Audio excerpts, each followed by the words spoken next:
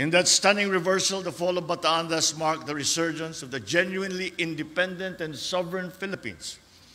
82 years on, our nation remains confronted with novel challenges in varying forms and degrees, but with the same existential impact. Some portend clear and present threats to our sovereign rights and in fact have already caused physical harm to our people. Ang mga ito ay hindi katanggap-tanggap, hindi makatwiran o makatarungan, lalo na sa panahong ito ng payapang pakikipag-ugnayan ng mga bansa.